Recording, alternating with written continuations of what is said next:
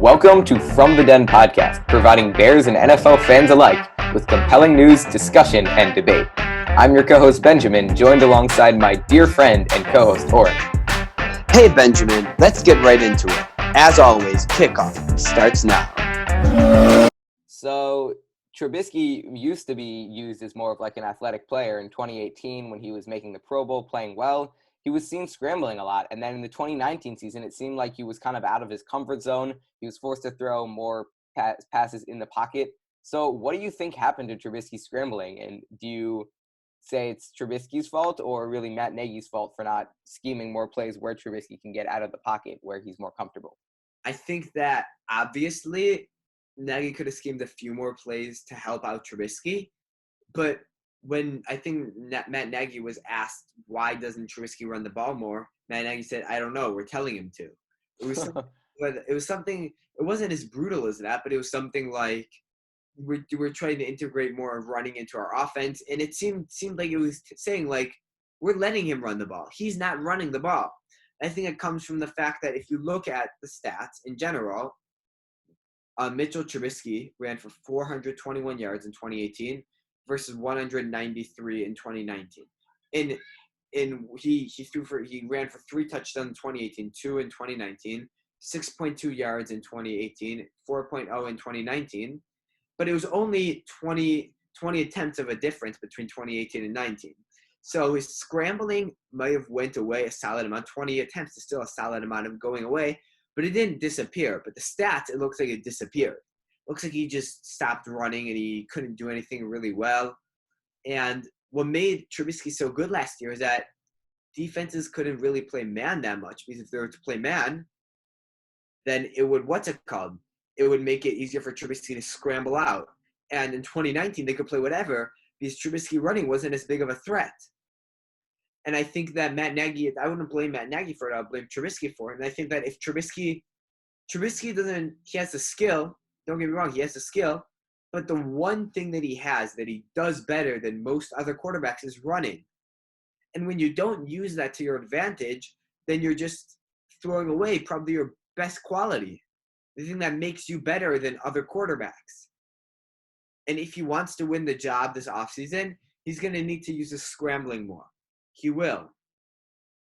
Got it. So when I gave you the question of saying, do you think this is Nagy's fault or Trubisky, I forgot to mention, or maybe I was just saving this for myself, the offensive line, because clearly the offensive line regressed a lot from 2018 to 2019. So that might have affected Trubisky's confidence in scrambling, because the relationship between the offensive line and quarterback is very important.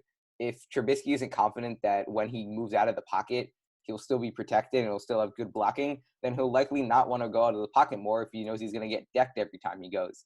You were saying that it was on you said it was interesting to me that you said it was on only 20 less attempts. That means that he was averaging less yards, which, of course, first you want to blame Trubisky for, not actually doing well when he ran.